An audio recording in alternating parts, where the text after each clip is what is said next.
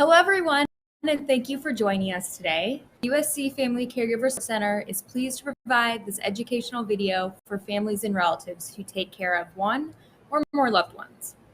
The virtual event is part of our 6-week caregiver discussion series we are doing this fall. Today's discussion on the family caregiving experience through the eyes of Latinx families presented today in English. I'm Allison Corey, and I will be your host for today's program. Before we begin, I would like to introduce you to the center. The USC Family Support Center serves and supports family caregivers as they navigate through their caregiving journey. The center provides services such as information and referral, support groups, evidence-based trainings, community education, and much more. We like to think of ourselves as a valuable lifeline and important resource for family caregivers. Our center is also home to the Los Angeles Resource Center, which is part of the California statewide system of 11 caregiver resource centers.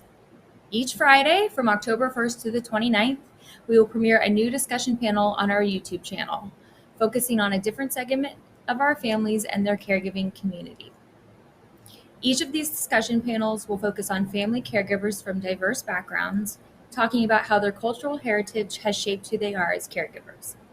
For more information on these upcoming events, you can visit the website address at the bottom of the screen. We also invite you to interact with us and our staff in the chat. The staff at our center would love to say hi and respond to your comments. The chat feature is also a great opportunity to talk to other caregivers who may be tuning in and watching the event at the same time. Please note that you must be logged into your YouTube account to submit your comments. Now, let's get this show going. We've invited 3 family caregivers here today to give us insight into the Latino Latinx family caregiving experience. This discussion will allow caregivers in this demographic to relate to and learn from others' triumphs and struggles when providing care for a loved one. We will see how these experiences have changed their lives. They will provide insight on their personal experiences on how families can help both provide help and possibly conflict to them as caregivers. Our guests will reveal how they've grappled with the effects of COVID-19, how faith has had a hand in their caregiving progression, and how to build a resourceful community of family and friends to maintain adequate care. Being Latino Latinx creates unique cultural circumstances that are specific to the community.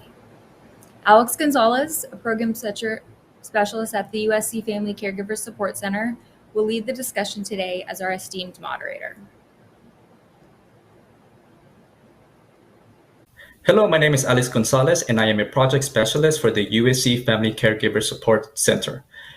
I am joined today by 3 Latino caregivers who will share their experiences as family caregivers. I would like to first introduce Estela Lara. Estela Lara is a Latina family caregiver with 40 plus years of experience. She has learned to navigate, advocate, negotiate the healthcare system on behalf of her family. Estela says that we must ask questions when we have concerns to fully understand and add to our knowledge. For Estela, it was important to not let others dictate what she knew to be in the best interest of her family. She indicates that she has learned from her family members and her caregiving journey, which has made her stronger. Estela, thank you for being with us today, and welcome. It's my pleasure. Now I'd like to introduce Emma Espinosa. Emma Espinosa is a caregiver and an advocate for her loved one, herself, and other older adults. One of her values is to be the voice for those who cannot speak for themselves. Emma, thank you for being with us today, and welcome. Thanks to you. And my last panelist for today is Jason Trujillo. Until recently, he was a caregiver for 5 years. He has learned to navigate the legal and medical system. He believes that caregiver advocacy is important and it is a noble calling that should not be taken lightly. Jason, thank you for being with us, and welcome. Thank you for having me. So I'd first like to start off with one of our first questions here. Can you tell us about who you care or care for, and when you had the aha moment that said you were a caregiver? Let's go ahead and start with Estela. Well, for me, I've been, an advocate most of my adult life, and I was caring for both my parents. They're elderly parents of mine. My father passed away in the year 2000, and my mother passed away barely last year.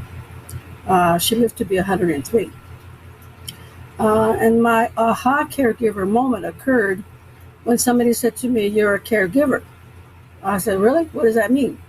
And they said, "Well, it means that you care for your family member and that you take care of her doing daily activities and different things." but I have done it all my life. So, but nobody ever gave me a title until that person said to me, "This is who you are." I said, "Okay." So I took on the title, and I've done it up until my mother passed away. Wow, thank you for sharing with us, Stella. Yeah, it's very interesting. Sometimes people do not identify themselves as a caregiver, and usually it happens when someone else kind of lets you know, hey, you are a caregiver, and that's when you kind of learn the term and you kind of accept that role. Now I'd like to ask Emma the same question. Can you tell us who you care for and when you had that aha moment that said you were a caregiver? Uh, well, for me, is I had a really good job, and I was having a beautiful life and everything. And my husband had a diagnosis in his early 60s, and I had to retire to be able to care for him. And so that was my this is this is what I need to do now. However, education has helped not only him but myself, and to be able to go through this journey has made it a little bit easy, and understanding that he has a brain injury, and that we had some beautiful moments together. Thank you, Emma. Thank you for sharing with us. Yeah, it's kind of interesting. Sometimes, when you become a caregiver, it's something that just happens to some, and you kind of just fall into the role. I want to ask Jason the same question. Jason, can you please tell us who you care for and when you had that aha moment that you said you were a caregiver? So I was the primary caregiver for my father-in-law. And I didn't really there wasn't like one moment that defined me as a caregiver. Literally, like I went to bed one night and woke up the next day and the world was upside down. And realized like I was the one that was going to have to address everything that was going on. So I just woke up one day and I was a caregiver. That was it. Wow. Yeah, again, as I mentioned, sometimes you kind of just fall into it, and it's something that happens, and it's up to us to kind of like pick up, this role and fall into it. But I commend everyone here because it seems like you have accepted the role and got right into it. So I guess I would say that your family members and everyone should be thanking for people like you for just kind of accepting the role as a family caregiver. So now we know that COVID-19 has been challenging for everyone. Everyone has had struggles and a couple of challenges. But I think for family caregivers, you know, during this time, they've had unique challenges. Can you tell us about some of these unique challenges that have been that you have gone through? Let's go ahead and start with Emma. Um, there has been several challenges. One of them is to be able to get the vaccine for my loved one, and vaccinations in the beginning were pretty hard to get.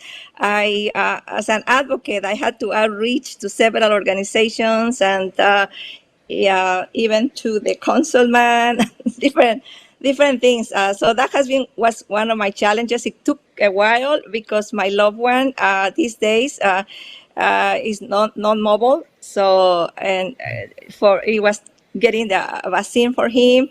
Another thing was in getting the supplies for him and the powder, and the price went up, and I went to the store and they went out of it, and went to another store. Sometimes end up going to 4 stores before I was able to find a little a little something. So also another thing that was challenging was to be inside and not being able to go out and see other people or be outdoors. So that was also like part of a challenge. And also, uh, my loved one and I, we love music, and my loved one was able to have music therapy, but both of us enjoy the music. And for the musician not being able to come inside, that was another challenge. But I had to become very, very creative, and I became a singer, a dancer, an entertainer, you name it, and I did it all.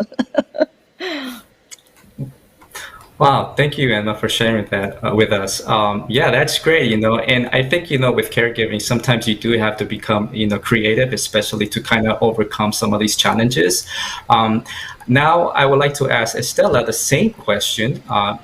So with COVID-19, there has been unique challenges for caregivers. Can you tell us some of those challenges that you have gone through? I actually had 3 challenges. The first one was my family was very small. It was just my parents, my sister, and I. So, we didn't have like a big, large family in order to be able to care for our parents. It was just herself and myself. And while she was alive, and, she helped me out. But then all of a sudden, she passed away very early in her life. So I had to shoulder the responsibility just by myself, and I mean, while she was helping me, that helped so I could go and work full time. But once it became clear that my mother needed more attention, I left my full time position and I began to take care of her full time. The second challenge was that my mother was significantly in decline in her health, which meant that I had to dedicate a lot of attention, effort, and patience. Basically, from sunrise to sunset, it was like a full time job just doing that. And the third challenge was in the last 5 years, I wanted a caregiver for myself because it was so tiring. I was exhausted and like I was just overwhelmed with all the things I needed to get done with her and her schedule. So basically, I felt like my schedule revolved around her schedule, and I really didn't have time for myself. Yeah. Yeah, definitely a lot of challenges. Stella, I'm actually curious, during this pandemic, and COVID, did you also have any, challenges, maybe acquiring certain, things for your loved one, or, that they were kind of hard to come by? Because I know a lot of people had challenges, even just as, just acquiring toilet paper and things like that. Did you experience anything like that? This is the most craziest thing. I went to Costco at 6 o'clock in the morning, trying to get it in early. They open up at 8 o'clock and they would let us in around 8 o'clock. I went to Costco specifically for toilet paper, specifically for that. Then, of course, they have, a package of napkins, and they have a package of paper towels and stuff. And I waited for 2 hours. And I was patiently, I was like, how long? It's cold. There's no breakfast. They're not serving breakfast while we're in line. It's cold, and I'm there, and I'm like, God, I want to be in bed, but no, I have to be in line to get toilet paper. And then we get to the front of the line, and they have this big old sign: no toilet paper, no napkins, no paper towels. And I said, what? 2 hours waiting in line, no breakfast served from them, nothing. So I'm like, what? Can't be. And then I went to Target. No toilet paper at Target. How does that happen? Don't they know that when you have family members at home, my mother was now at home full time, I was at home full time, we'd have to use the bathroom. Come on, And it wasn't just the one time. I went all over the place. I went for less, and they have the cheapo toilet paper. And so you have to order, buy a lot more. But I like the Costco brand, and I'm not stressing the Costco brand, but they're reasonable, right? So right. That was a big old toilet paper experience that I had at the line. It's interesting because many people don't realize that it's not just about acquiring the item; it's the time spent that you're off with you're not with your loved one, right? That time can be spent caring for your loved one. So you have to make that line, maybe at Costco for 2 hours, and then you'll have to drive somewhere else. So it's just more time, which you could be spending with your loved one. So it's very, very challenging. I just wanted to be in bed asleep at 6 o'clock in the morning, Come on, give me a break. Yes. Well, I want to ask I want to ask Jason the same question. What challenges have you gone, during COVID-19, during the pandemic? What unique challenges that you faced during that time? So two big ones come to mind, and the first one is the obvious one, which is how do you convince someone with dementia to keep the mask on, right? So like it was a constant battle with my father-in-law. Like we would go to the doctor. He's like, it's too hot. It's too hot. Oh, no, Dad, you got to keep the mask on. Keep the mask on. I don't want you to get sick, right? And you can't explain a pandemic to him. That's too hot. I don't like it. And then, at that time, we were at the peak of the pandemic. So the idea of like an old man just taking off his mask, everybody was horrified. And I was like, no, no, no, no, no. Like, he has dementia. And so what I would do is take him in for the necessary, like, exam or to sign paperwork or whatever, and then take him back outside and away from the crowd so he could take his mask off and breathe. And so, you kind of mitigate it like that. And then the other big issue I had was, with dementia patients, routine is everything, right? If you throw off their routine, it really like puts them off track. And with my father-in-law, every day, he was in an assisted living facility 5 minutes from my house. So every day, like I would include him in daily activities, picking up the kids from school, going to get groceries. I would, take him out to lunch or a cup of coffee. I wanted to keep him included in family functions. Well, when COVID hit, that wasn't possible anymore. So now his schedule is thrown off. And again, early in the pandemic, there was so much uncertainty. Seeing him was by necessity only, right? So I couldn't get in to see him. I couldn't get into just like have a cup of coffee with him. And I feel like that contributed a lot to his deterioration in the the advancement of his dementia. So, yeah. Jason, thank you for sharing with us. Yeah, it's very difficult. We've have heard that a lot of people have had challenges, but I feel that for caregivers, for especially family caregivers, some of these challenges are unique. And as you just stated right now, that is something very unique, and it can definitely contribute, to deterioration of your loved ones. So thank you so much for sharing with us. Now I kind of would like to kind of shift gears a little bit here. For Latino or Latinx caregivers, there have always been challenges, even before this crisis of the pandemic, right? Challenges that include like language barriers, cultural differences, and even an ever-changing political landscape of being a Latino or Latinx in the United States. Can you tell us more about how the Latino Latinx community has influenced accessibility to resources for family caregivers? Let's go ahead and start off with Jason. So for me, like my father-in-law is Chinese, right? So I have this 80-year-old Chinese man that I'm caring for, and we would go out and, I would, he was deaf, so I would have to yell at him. Dad, like, come with me. And people would get upset with me and be like, why are you yelling at that old man, right? And I would constantly having to explain myself. So what's funny is when I would come across like other Latino caregivers, they get it, right? Like, okay, it's your suegro. You got to take care of him.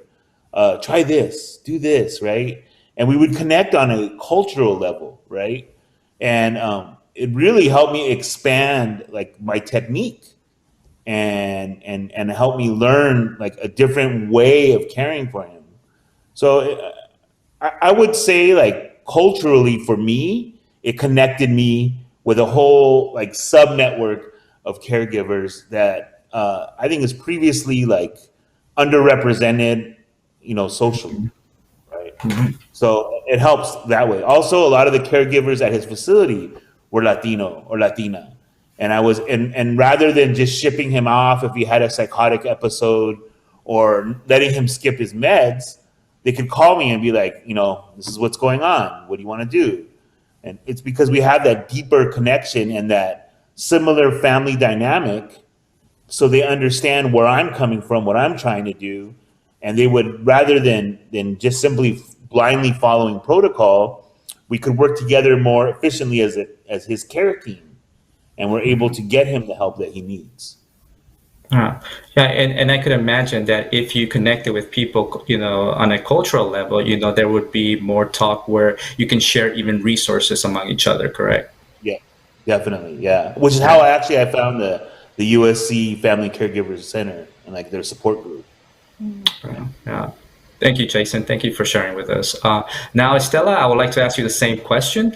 How do you think,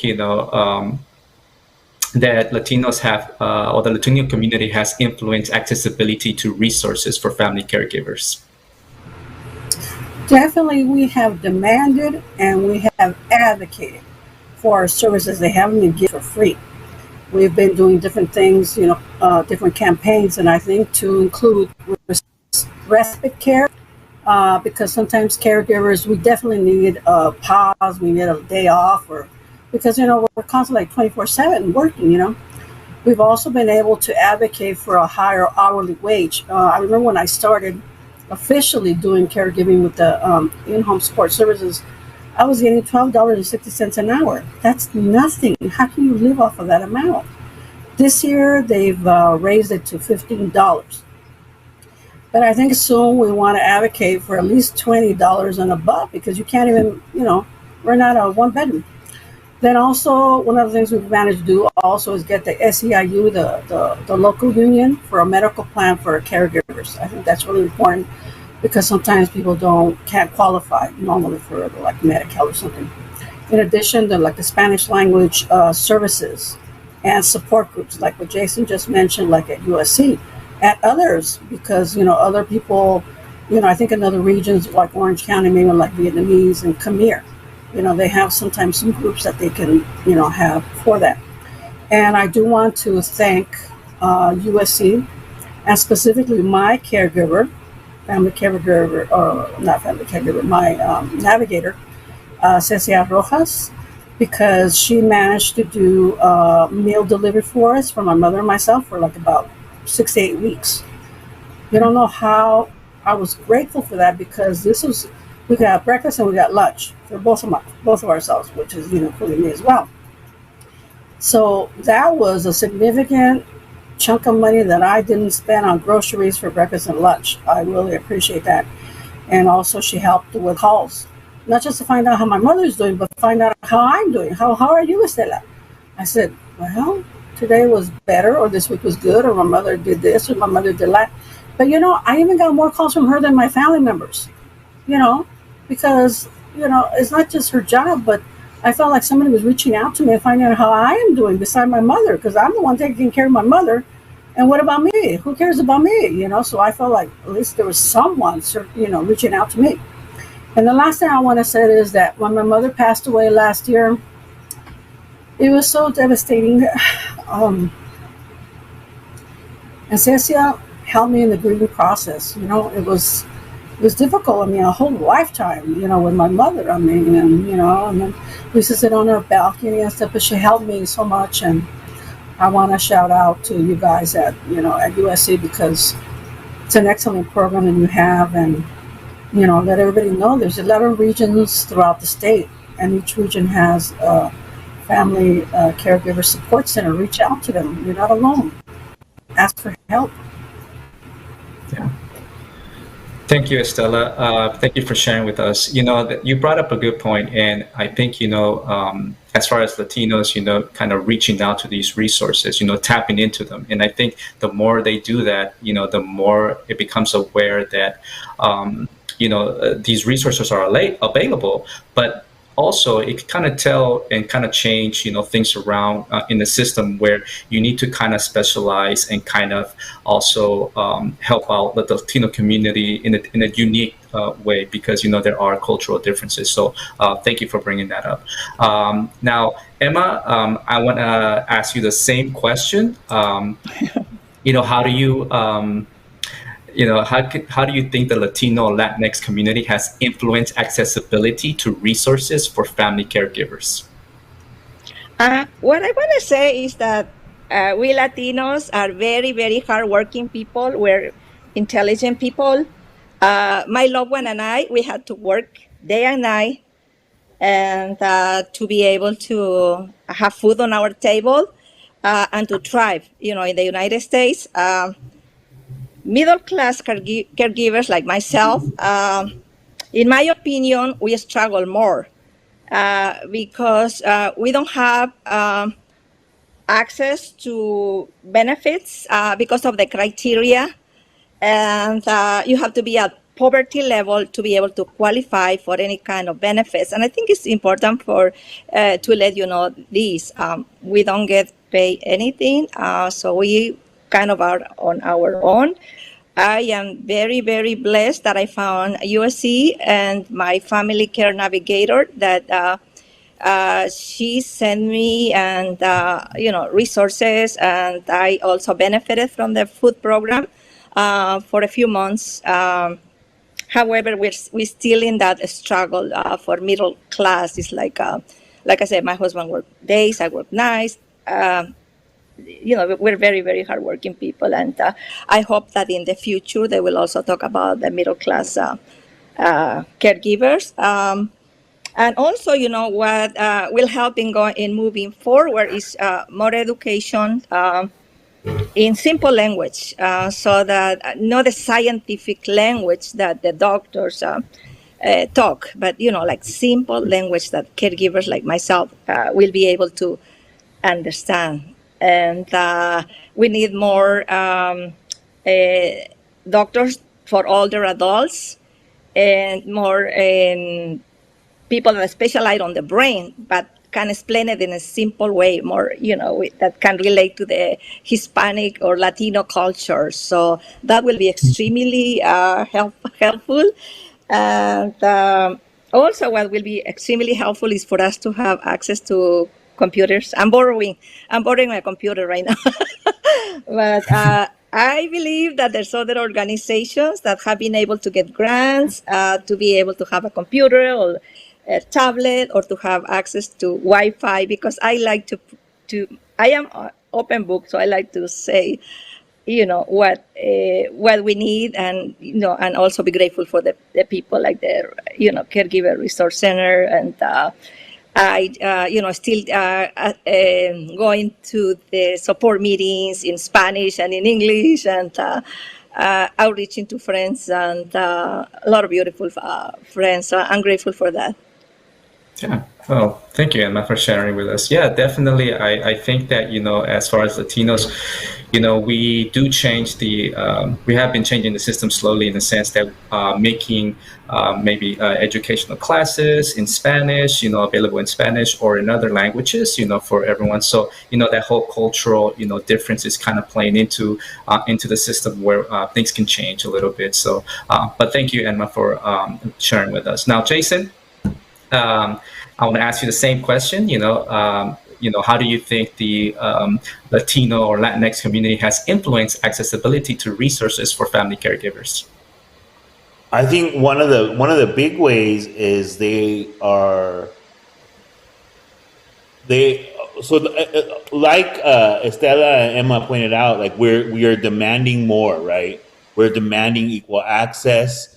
Where we want the changes to occur, and I think that's happening because we're holding the service providers accountable. We're like, hey, we're here too. We're providing for our family members too. We're suffering too. We need equal access. We need equal representation, and I think it's happening, right? And again, like.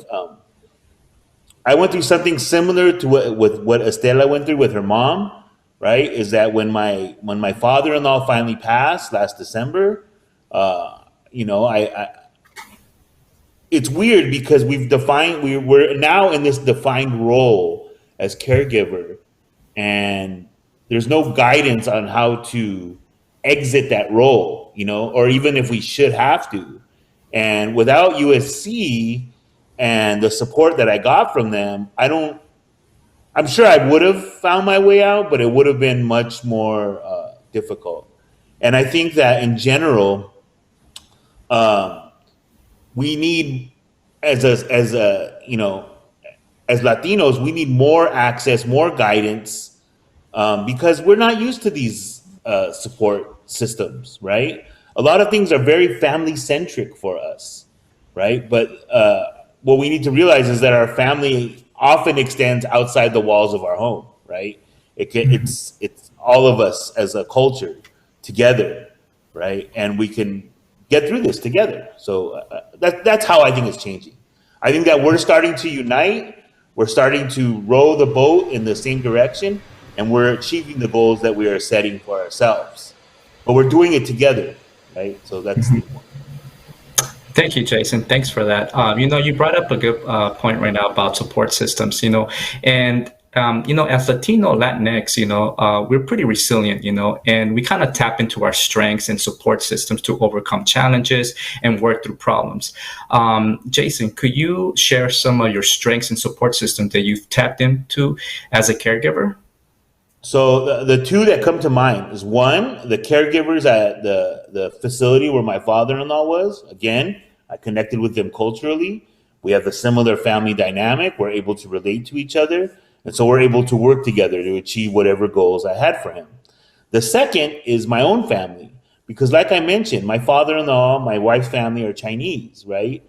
Their family dynamic is much different. So when this happened, like I had a 3-year-old, I had a newborn at home. People couldn't just jump in and take him to doctor's appointments, to see lawyers, to sign paperwork.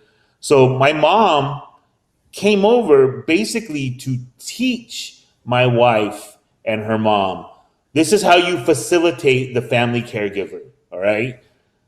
Jason will not be able to perform certain functions as the head of this household, so we're going to step up together as a family and pick up the slack over here. And so that Jason can be an effective caregiver for my father-in-law. And again, like the Latino family-centric model expands outside the walls of the home, right? So now my wife and my mother-in-law at this point understood, oh, okay, so I can do these other functions in order to help Jason become a better family caregiver. And that was tremendous for me, right? Because I no longer have to worry about certain things at home, and I can instead focus my attention on caregiving for my family member. Yeah. Thank you, Jason. You brought up a good point here about family dynamics, especially when you have a positive family dynamics at home, and then the whole family can kind of rally and pitch in and work as a unit. So thank you for bringing that up. Estella, I want to ask you the same question. Can you share some of your strengths and support systems that you tapped into as a caregiver? I've had a series of a small circle, I would say, of friends since I've known since high school. And they have been fantastic right now that my mother passed away. And basically, I'm left alone. My nuclear family is gone now. They have reassured me, and they said, even though my family is gone, my father, my mother, my sister, they said, we remain here to love you, to support you, and to care for you. And that's what they've done. I've always known that, but more so now with them. And also my cousin, he said to me, I said, I'm here, you can count on me for emotional support, for financial support. And he said to me, whatever you need, you let me know. And I can fully tell you that I appreciate so much what he said, and he's actually done that. What he promised, he's done at this point. So I'm very grateful to him. And it's we have to tap into those resources, like Jason has said, because sometimes even strangers who I don't even know all of a sudden tell me something. Like when I told her, my mother's daycare center, that actually he was a staff member when my mother used to go to the podiatrist.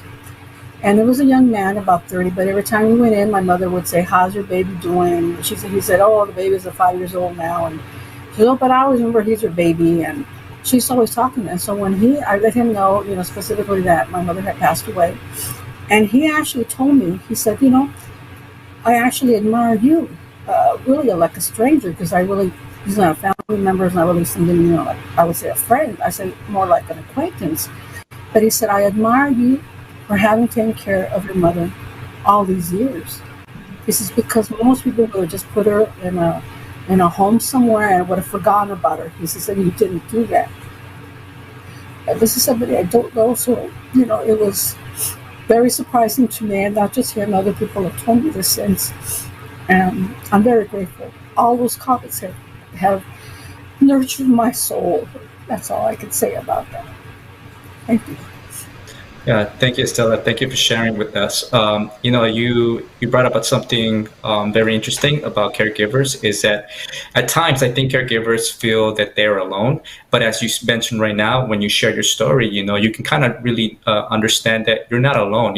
Other people do go through the same thing, but there's always someone who can kind of you can talk to, or kind of just talk about the caregiving aspects, and they help you along, even with that small talk that you may do, and makes a caregiver not feel alone, So thanks for bringing that up. Emma, I want to also ask you the same question. Can you share some of the strengths and support systems that you tapped into as a caregiver? For me, is having faith and lots of love. Lots of love to not only for my loved one, for the people that are around me. It has helped me a lot to participate in the support groups. Through the support groups, I've been able to find beautiful, beautiful friendships that even in the middle of the pandemic, we've been able to pray together or talk, cry, vent, whatever, they've been there for me. So beautiful, beautiful friendships, because I have very, very little family in the United States. So, but these people that I had met through the support groups, they have walked in my shoes. They know what it is to be a caregiver. So, they have been there for me in ups and downs. So that has been really helpful. I also do a lot of research because it helps me to be proactive and to do research, and not only for my loved one, but for myself. And what I do is I share with other caregivers during the support meetings. So, because maybe I already went through that stage and they haven't been through that stage, and I was able to find a way to get through. I also challenge the doctors if I go to the hospital and I feel that an older person or a person that has an illness is not being treated fairly with dignity and respect, then I will speak up. I will educate them. You're dealing with with a person that has a brain malfunction or whatever you want to call it, but you need to be more patient. You need to speak slowly. You need to speak on a soft, nice voice, because otherwise the person is going to be really irritated. So educating them and, asking, even the doctors, I said, I want to have an interview with you because I feel that my loved one and other older adults are not giving the benefits that they deserve.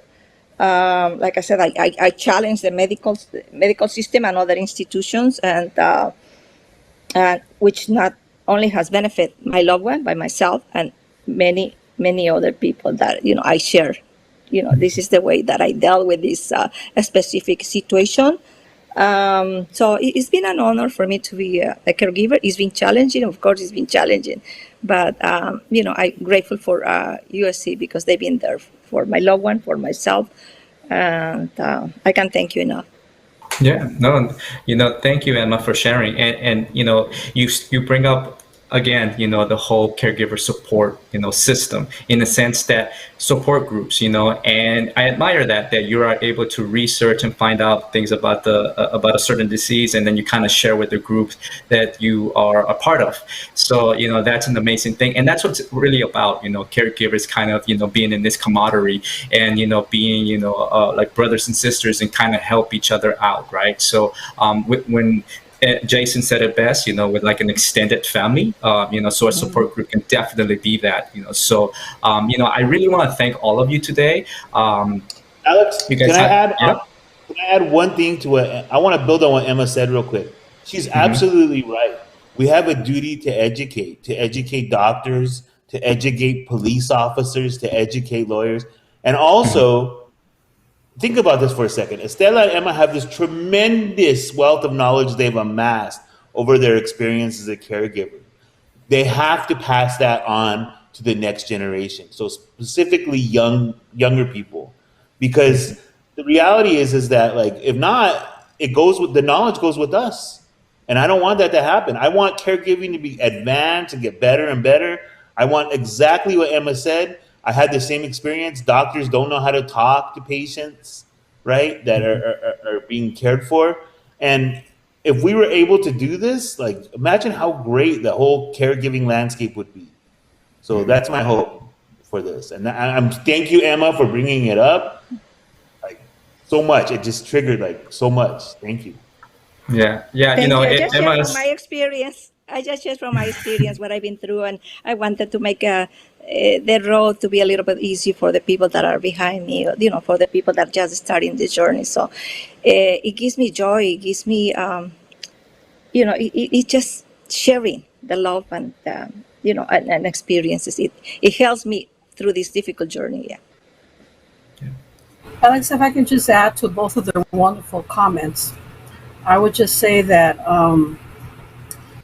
Jason is right. I've had a whole lifetime of experience doing this, not by choice really, but by necessity. But what I've learned has been, in one sentence, that sometimes we have to let others, medical system know that we as family caregivers or caregivers in general are part of the care team. They underestimate our input or feedback or our questions and concerns about our family members because they think that they know the answer. I told one doctor one time, I said, "You don't know my mother like I do." I said, I know her day in and day out for 24/7 for 40 years. You don't know her. So let's discuss the treatment plan and let's arrive at a solution together. But I had to really, let him know, don't talk above me, don't talk below me, talk to me. Because I'm an important member of this team. Well, let's do this together for their benefit, Plus, I might want to educate you as well, and I did. One time the doctor came in and said to me, talk to me in Spanish, and I said, and this is just for myself, not even for my mother. But I said, my profile says English on it. Why are you talking to me in Spanish? That's already racial profiling. I said, why are you doing that? So I talked to him about 10 minutes. I said, okay, now we're going to talk about me, not what I just told you. I said, I gave you a tip that's going to last you a lifetime if you want to get into the medical profession and be a good doctor. Learn Spanish. You need it. Latinos are like booming, not just now, but, future generations. Learn Spanish. You need it. Okay, that's 2 cents worth. Thank you, Estela. Yeah, you yeah, and Emma, you just said it right. Be bold, right? And I really want to thank you all for being proactive in this.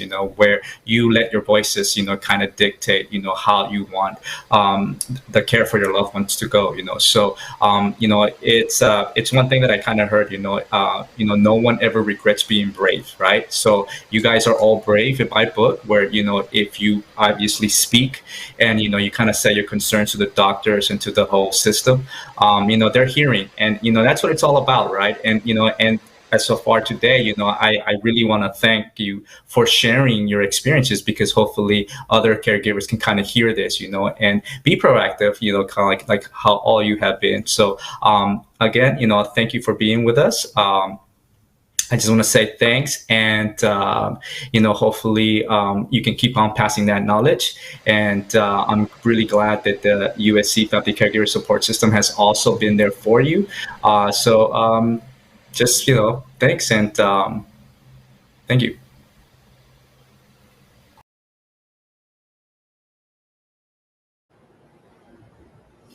Thank you, Alex, for that informative and encouraging and inspiring panel. I also want to take a moment to thank our caregiver panelists for responding to our questions honestly and thoroughly.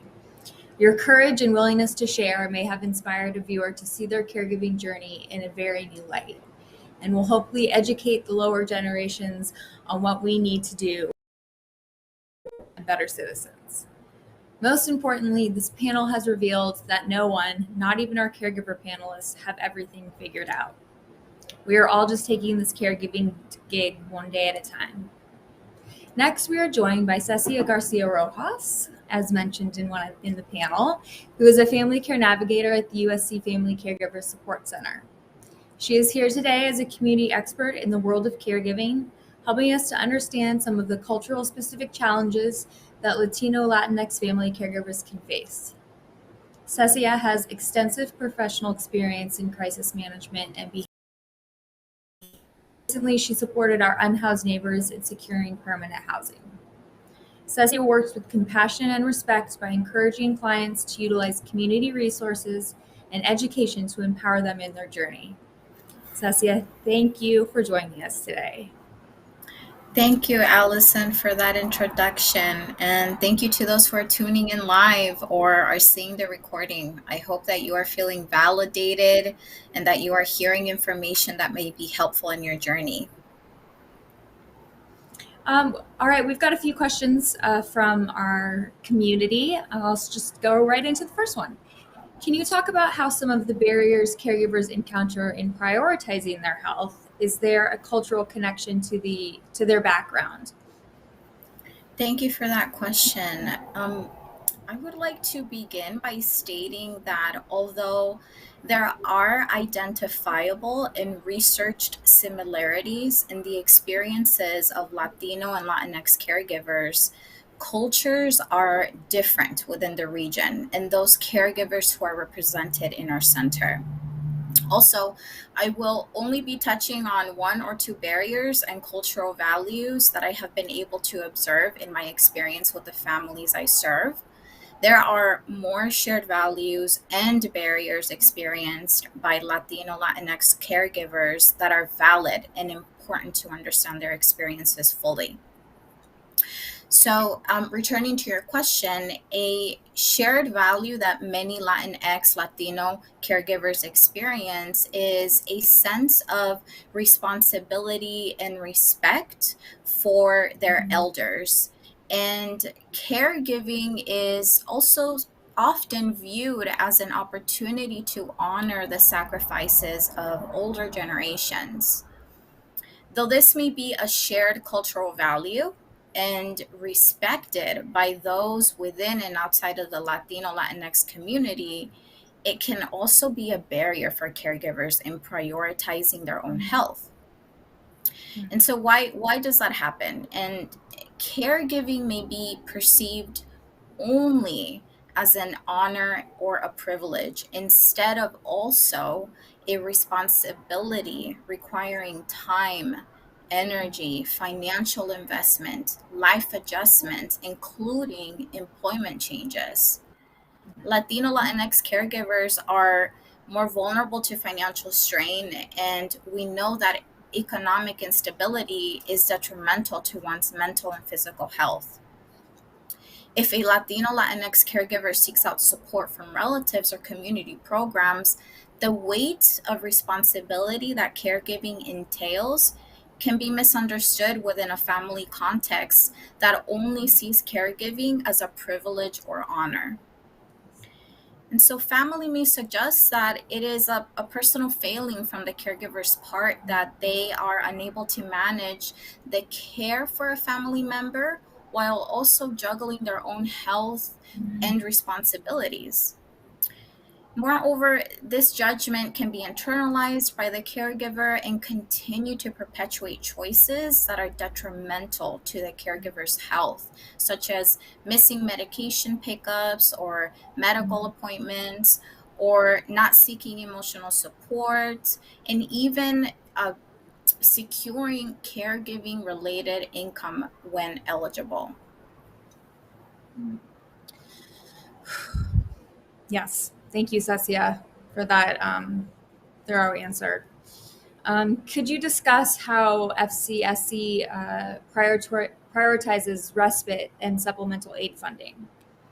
Absolutely. The Family Care Support Center may offer a respite grant and or supplemental aid to caregivers in need.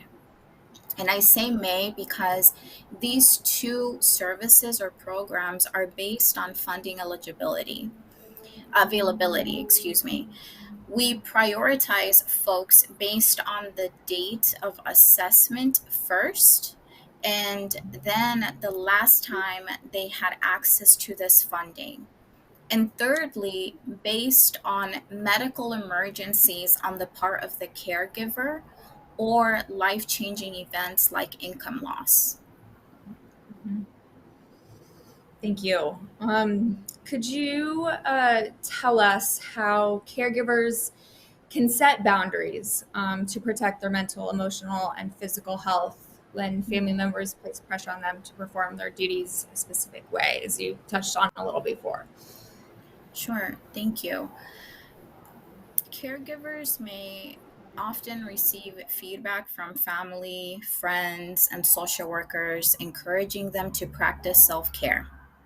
And self care it is very important to prevent burnout, to maintain your mental health, emotional health, and physical health, of course. And one way to start is by setting boundaries that protect your peace and your health as a caregiver. A recommended first step is that caregivers honestly review their required caregiving responsibilities and also what their own health conditions entail. I recommend writing these down. These responsibilities and needs will change, but having a document to return to is important when others demand your time and energy. Identifying required responsibilities and health needs can help in prioritizing yourself when others make requests or demands that take away from your limited time. Declining additional responsibilities or requests from others is vital in protecting one's health. Caregivers find themselves accepting tasks or duties in addition to everything that they already do. Saying no can be challenging because it can be perceived as disrespectful or rude to others, depending on the family dynamic, of course. But consider the distinction between a necessary task or responsibility for you as a caregiver and a problem that is actually for somebody else to solve. I've mentioned identifying responsibilities and needs, saying no to additional tasks, and lastly, consider inviting those who provide suggestions about how to improve care into your day to day routines. Suggestions or comments about how a caregiver may improve their method of care are inevitable. And in these circumstances, invite that individual to take time to care for the family member for a few hours, half a day, or a specific task. For instance, if there are challenges with medical appointments due to behavioral changes or other reasons, a family member may suggest that things can be different. And so invite them to the next doctor's appointments and have them lead the tasks surrounding this appointment. Family members or other well meaning folks often have no real idea of what caregivers are dealing with. Inviting others to observe, to visit, or be around can assist in building alliances within a family and also quieting unnecessary feedback. Sasia, that is such a great idea. I love it. I've never heard that before. Which is going to lead me into my next question, which is, what is the function of a family care navigator? We can tell because we've got some of your ideas, but could you expand on it? Sure. And so a family care navigator really will provide community resource information tailored to a caregiver's present needs. For instance, some caregivers may not know that their care recipient may be eligible for in home supportive services. And so this caregiver would receive the contact information from their FCN to start that process by phone. If they choose to, we can also provide the application that is available online. Other caregivers are seeking medical equipment, counseling, or legal services, and the FCN will provide information for programs in the community. And lastly, the FCNs will share these resources by identifying needs through the initial assessment conversation. Ongoing check-in calls, which will provide maybe guidance or counseling on other matters, and or when the caregivers connect with us and they ask for information. I say this to my caregivers always. I may not have an answer to their inquiry immediately, but my job is to do the research and attempt to find that answer for them. Thank you, Sasia. Your clients are incredibly lucky to have you on their side, as well as USC and the care system that you have there. One last question before we go. Could you tell us a little more about the cultural stigmas around caregiving that affect the Latinx community? Absolutely. There are several, and I'm only going to mention three. These are persistent ones that I observe and that studies have found to be present in the Latino Latinx community. And I also want to mention that stigmas within the Latino Latinx community are often founded on misinformation and also contributing systemic issues that affirm these stigmas. For instance, earlier I briefly mentioned how family members may perceive that seeking help is a failure. Another stigma associated with seeking assistance, and this one is more founded on misinformation or bad information, is that if we seek assistance for the person we are caring for or for us as caregivers, this may lead to the removal of that care recipient from our support, from our household. And I want to say that these are very specific situations, and we ask that you consult with a navigator or a social worker regarding your circumstances. Also, speak frankly with yours as a caregiver and also your care recipient's medical provider about challenges that you experience. If a care recipient is hospitalized, speaking with the hospital medical team frankly, honestly, openly about additional supports needed is vital so that that person can return home safely. Secondly, accessing public services and the impact these services may have on home ownership following a beneficiary's death. Consulting a legal professional is important to secure assets in the face of life changing events, including the need for long term care through public programs. Thirdly, there is stigma surrounding mental health conditions.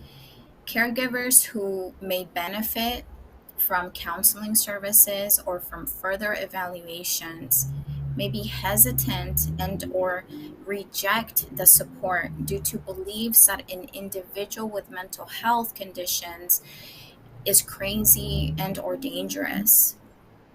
There's also internalized shame or guilt, and and rightly so. Also, there's an observed when folks have observed negative outcomes for others who may have these conditions, those stigmas and those beliefs are affirmed. Though stigma is not the only barrier to accessing public services, long-term care, and or mental health treatment, it is one factor that may be addressed by discussing needs openly with a family care navigator, a medical provider, and or a social worker. I think you make some tremendously excellent points. We are stronger together, so building a team is so important. I'm glad you touched on the legal because that's something that should happen sooner rather than later in a caregiver's journey. And as you mentioned and our panelists mentioned, educating. Unfortunately, it's the job a lot of times of the caregiver to educate those that they are encountering cultural differences, familial differences, individual differences, and it's another duty that we take on as caregivers, but it's an important one. So I'm so glad that you brought that up, and yeah. Thank you for And the opportunity. Thank you. Thank you for being here.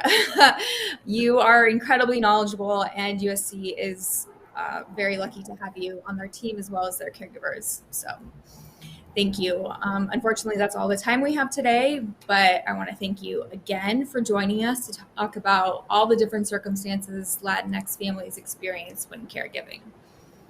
Thank you, Socia. Thank you, Allison. We are so grateful that you have joined us today. We hope by joining our discussion, we helped build your understanding about some of the unique cultural challenges Latino Latinx family caregivers face. Through the presentations led by our experts, we also hope you'll be able to find some additional useful information and advice for your caregiving journey.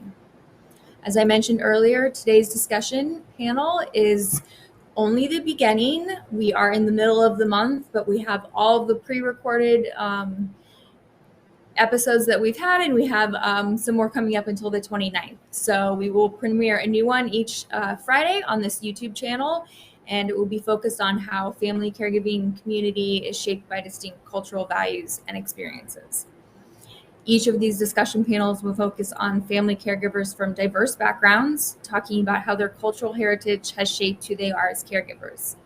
For more information on these upcoming events, you can visit the website at the bottom of the screen. I hope you can join us in the coming weeks. No one ever says caregiving is easy, and sometimes all we can do is take it each day, one step at a time. Finding community resources and reaching out for help can assist you in not just surviving, but thriving during your caregiving journey. Asking for help is strength. Family caregivers need support, and our center, the USC Family Caregiver Support Center, is here for you. As I mentioned at the beginning of this event, we are here to help educate, connect you to resources, and support you throughout your caregiving journey.